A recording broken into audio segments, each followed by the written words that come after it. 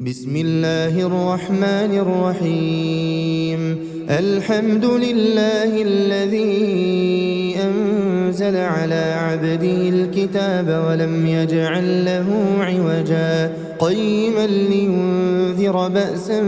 شديدا من لدنه ويبشر المؤمنين الذين يعملون الصالحات أن لهم أجرا حسنا ماكثين فيه أبدا وينذر الذين قالوا اتخذ الله ولدا ما لهم به من علم ولا لآبائهم كبرت كلمة تخرج من أفواههم إن يقولون إلا كذبا فلعلك باخع نفسك على آثارهم إن لم يؤمنوا بهذا الحديث أسفا إنا جعلنا ما على الأرض زينة لها لنبلوهم أيهم أحسن عملا وإنا لجاعلون ما عليها صعيدا جرزا أم حسبت أن أصحاب الكهف والرقيم كانوا من آياتنا عجبا إذ أوى الفتية إلى الكهف فقالوا ربنا آتنا من لدنك رحمة وهيئ لنا من أمرنا رشدا فضربنا على آذانهم في الكهف سنين عددا ثم بعثناهم لنعلم أي الحزبين أحصى لما لبثوا أمدا نحن نقص عليك نبأهم بالحق إنهم فتية آمنوا بربهم وزدناهم هدى وربطنا على قلوبهم إذ قاموا فقالوا ربنا رب السماوات والأرض لن ندعو من دونه إلها لقد قلنا إذا شططا هؤلاء قوم اتخذوا من دونه آلهة لولا يأتون عليهم بسلطان بين فمن أظلم ممن افترى على الله كذبا وإذ اعتزلتموهم وما يعبدون إلا الله فأووا إلى الكهف ينشر لكم ربكم من رحمته ويهيئ لكم من أمركم مرفقا وترى الشمس إذا طلعت تزاور عن كهفهم ذات اليمين وإذا غربت تقرضهم ذات الشمال وهم في فجوة منه ذلك من آيات الله من يهد الله فهو المهتد ومن يضلل فلن تجد له وليا مرشدا وتحسبهم أيقاظا وهم رقود ونقلبهم ذات اليمين وذات الشمال وكلبهم باسط ذراعيه بالوصيد لو اطلعت عليهم لوليت منهم فرارا ولملئت منهم رعبا وكذلك بعثناهم ليتساءلوا بينهم قال قائل منهم كم لبثتم قالوا لبثنا يوما أو بعض يوم قالوا ربكم أعلم بما لبثتم فابعثوا أحدكم بورقكم هذه إلى المدينة فلينظر أيها أزكى طعاما فليأتكم برزق منه وليتلطف ولا يشعرن يريدون بكم أحدا إنهم إن يظهروا عليكم يرجموكم أو يعيدوكم في ملتهم ولن تفلحوا إذا أبدا وكذلك أعثرنا عليهم ليعلموا أن وعد الله حق وأن الساعة لا ريب فيها إذ يتنازعون بينهم أمرهم فقالوا بنوا عليهم بنيانا ربهم أعلم بهم قال الذين غلبوا على أمرهم لنتخذن عليهم مسجدا سيقولون ثلاثة رابعهم كلبهم ويقولون خمسة سادسهم كلبهم رجما بالغيب ويقولون سبعة وثامنهم كلبهم قل ربي أعلم بعدتهم ما يعلمهم إلا قليل فلا تمار فيهم إلا مراء ظاهرا ولا تستفت فيهم منهم أحدا ولا تقولن لشيء إني فاعل ذلك غدا إلا أن يشاء الله واذكر ربك إذا نسيت وقل عسى أن يهديني ربي لأقرب من هذا رشدا ولبثوا في كهفهم 300 سنين وازدادوا 9 قل الله أعلم بما لبثوا له غيب السماوات والأرض أبصر به وأسمع ما لهم من دونه من ولي ولا يشرك في حكمه أحدا واتل ما أوحي إليك من كتاب ربك لا مبدل لكلماته ولن تجد من دونه ملتحدا واصبر نفسك مع الذين يدعون ربهم بالغداة والعشي يريدون وجهه ولا تعد عيناك عنهم تريد زينة الحياة الدنيا ولا تطع من أغفلنا قلبه عن ذكرنا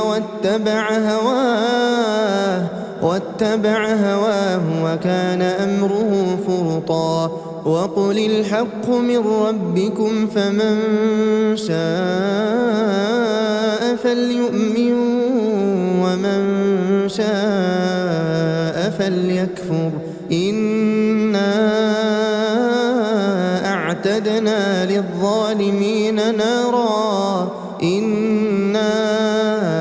أعتدنا للظالمين نارا أحاط بهم سرادقها وإن يستغيثوا يغاثوا بماء كالمهل يشوي الوجوه بئس الشراب وساءت مرتفقا إن الذين آمنوا وعملوا الصالحات إنا لا نضيع أجر من أحسن عملا أولئك لهم جنات عدن تجري من تحتهم الأنهار يحلون فيها من أساور من ذهب ويلبسون ثيابا خضرا من سندس واستبرق متكئين فيها على الأرائك نعم الثواب وحسنت مرتفقا واضرب لهم مثل الرجلين جعلنا لأحدهما جنتين من أعناب وحففناهما بنخل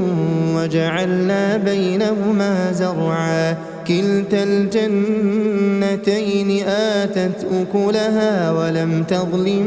منه شيئا وفجرنا خلالهما نهرا وكان له ثمر فقال لصاحبه وهو يحاوره أنا أكثر منك مالا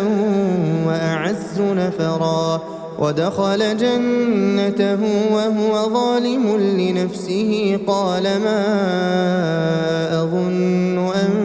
تبيد هذه أبدا وما أظن الساعة قائمة ولئن رددت إلى ربي لأجدن خيرا منها منقلبا قال له صاحبه وهو يحاوره أكفرت بالذي خلقك من تراب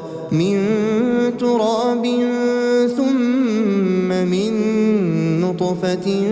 ثم سواك رجلا لكن هو الله ربي ولا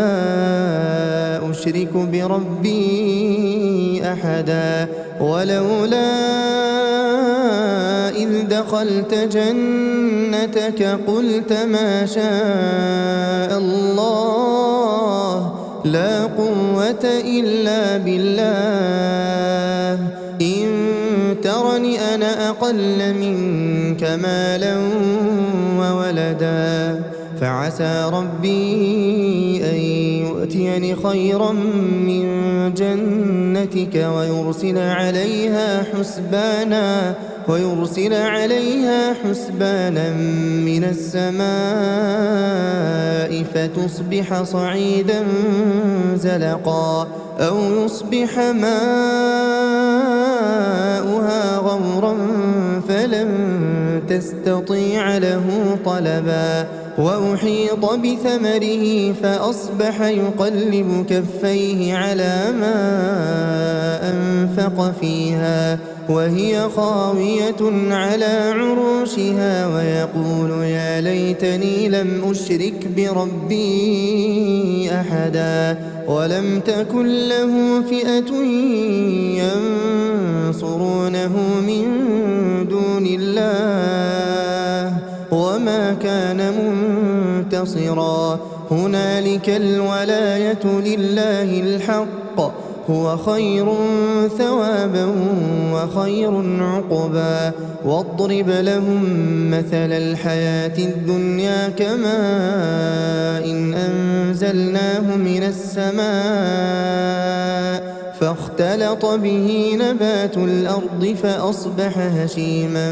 تذروه الرياح وكان الله على كل شيء مقتدرا المال والبنون زينة الحياة الدنيا والباقيات الصالحات خير عند ربك ثوابا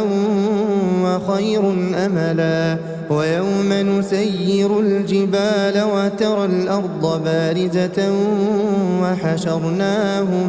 وحشرناهم فلم نغادر منهم أحدا وعرضوا على ربك صفا لقد جئتمونا كما خلقناكم أول مرة بل زعمتم أن لن نجعل لكم موعدا ووضع الكتاب فترى المجرمين مشفقين مما فيه ويقولون يا ويلتنا ما لهذا الكتاب لا يغادر صغيرة ولا كبيرة إلا أحصاها ووجدوا ما عملوا حاضرا ولا يظلم ربك أحدا وإذ قلنا للملائكة اسجدوا لآدم فسجدوا إلا إبليس كان من الجن ففسق عن أمر ربه أفتتخذونه وذريته أولياء من دوني وهم لكم عدو بئس للظالمين بدلا ما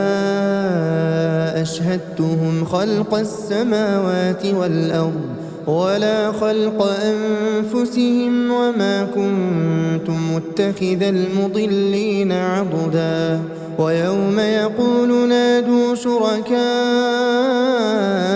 الذين زعمتم فدعوهم فلم يستجيبوا لهم وجعلنا بينهم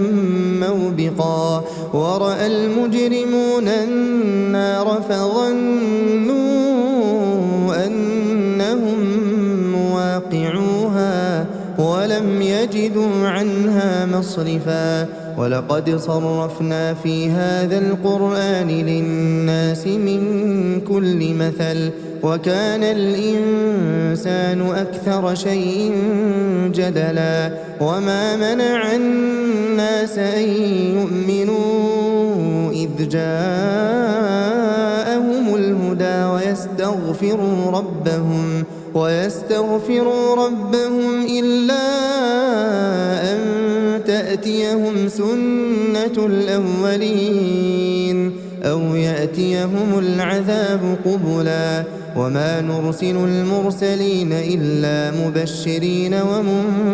ومنذرين ويجادل الذين كفروا بالباطل ليدحضوا به الحق واتخذوا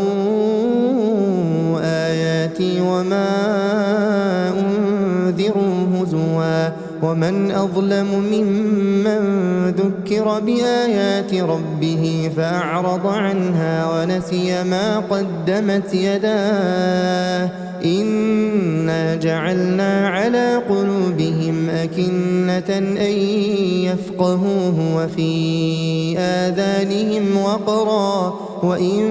تدعهم إلى الهدى فلن يهتدوا إذا أبدا وربك الغفور ذو الرحمة لو يؤاخذهم بما كسبوا لعجل لهم العذاب بل لهم موعد لن يجدوا من دونه موئلا وتلك القرى أهلكناهم لما ظلموا وجعلنا لمهلكهم موعدا وإذ قال موسى لفتاه لا أبرح حتى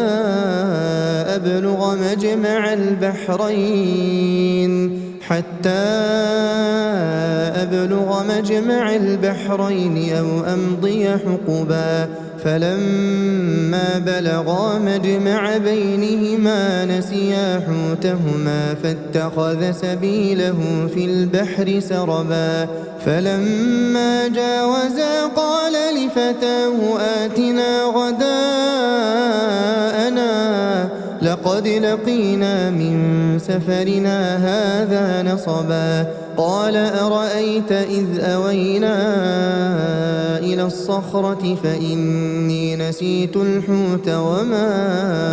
أنسانيه إلا الشيطان أن أذكره واتخذ سبيله في البحر عجبا قال ذلك ما كنا نبغي فارتدا على آثارهما قصصا فوجدا عبدا من عبادنا آتيناه رحمة من عندنا وعلمناه من لدنا علما قال له موسى هل أتبعك على أن تعلمني مما علمت رشدا قال إنك لن تستطيع معي صبرا وكيف تصبر على ما لم تحط به خبرا قال ستجدني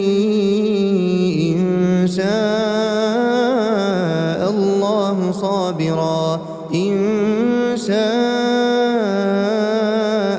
الله صابرا ولا لك أمرا. قال فإن اتبعتني فلا تسألني عن شيء حتى أحدث لك منه ذكرا. فانطلقا حتى إذا ركبا في السفينة خرقها قال أخرقتها لتغرق أهلها لقد جئت شيئا إمرا. قال ألم أقل إنك لن تستطيع معي صبرا. قال لا تؤاخذني بما نسيت ولا ترهقني من أمري عسرا. فانطلقا حتى إذا لقيا غلاما فقتله. قال أقتلت نفسا زكية بغير نفس لقد جئت شيئا نكرا. قال ألم أقل لك إنك لن تستطيع معي صبرا. قال إن سألتك عن شيء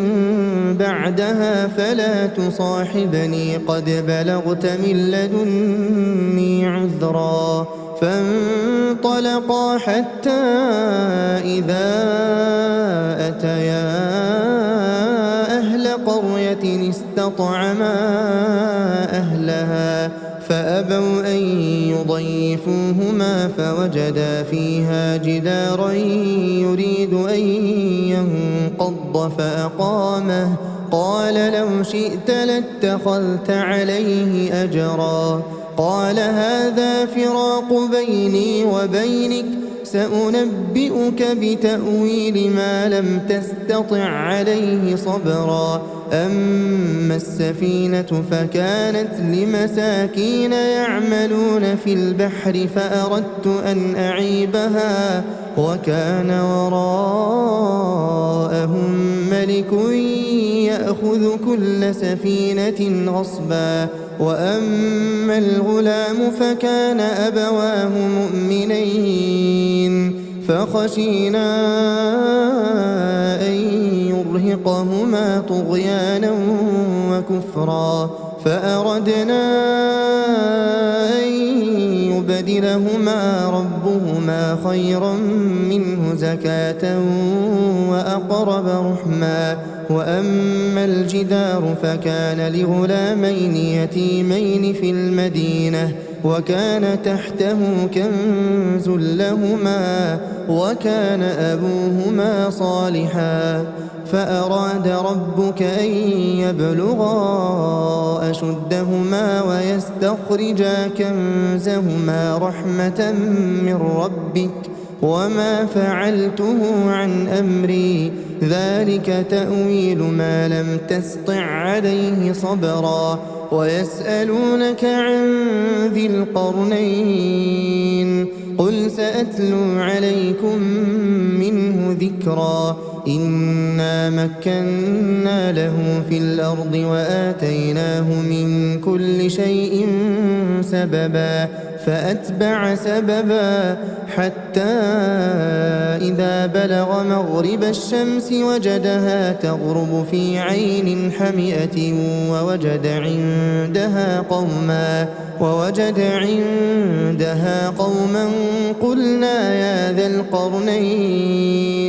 قلنا يا ذا القرنين إما أن تعذب وإما أن تتخذ فيهم حسنا. قال أما من ظلم فسوف نعذبه ثم يرد إلى ربه فيعذبه عذابا نكرا. وأما من آمن وعمل صالحا فله جزاء الحسنى وسنقول له من أمرنا يسرا. ثم أتبع سببا حتى إذا بلغ مطلع الشمس وجدها تطلع على قوم لم نجعل لهم من دونها سترا كذلك وقد أحطنا بما لديه خبرا ثم أتبع سببا حتى إذا بلغ بين السدين وجد من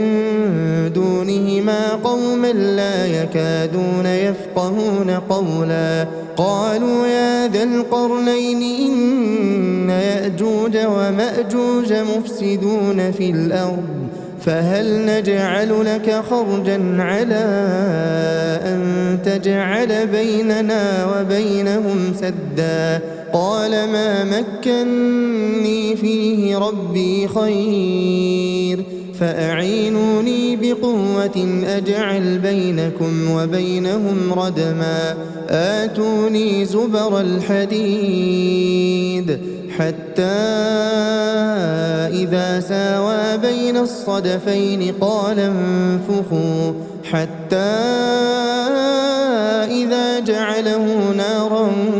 قال آتوني أفرغ عليه قطرا فما استطاعوا أن يظهروه وما استطاعوا له نقبا قال هذا رحمة من ربي فإذا جاء وعد ربي جعله دكاء وكان وعد ربي حقا وتركنا بعضهم يومئذ يموج في بعض ونفخ في الصور فجمعناهم جمعا وعرضنا جهنم يومئذ للكافرين عرضا الذين كانت أعينهم في غطاء عن ذكري وكانوا لا يستطيعون سمعا أفحسب الذين كفروا أن يتخذوا عبادي من دوني أولياء إنا أعتدنا جهنم للكافرين نزلا قل هل ننبئكم بالأخسرين أعمالا الذين ضل سعيهم في الحياة الدنيا وهم يحسبون أنهم يحسنون صنعا أولئك الذين كفروا بآيات ربهم ولقائه فحبطت أعمالهم فلا نقيم لهم يوم القيامة وزنا ذلك جزاؤهم جهنم بما كفروا واتخذوا آياتي ورسلي هزوا إن الذين آمنوا وعملوا الصالحات كانت لهم جنات الفردوس نزلا خالدين فيها لا يبغون عنها حولا قل لو كان البحر مدادا لكلمات ربي لنفد البحر قبل أن تنفد كلمات ربي ولو جئنا بمثله مددا قل إنما أنا بشر مثلكم يوحى إلي أنما إلهكم إله واحد فمن كان يرجو لقاء ربه فليعمل عملا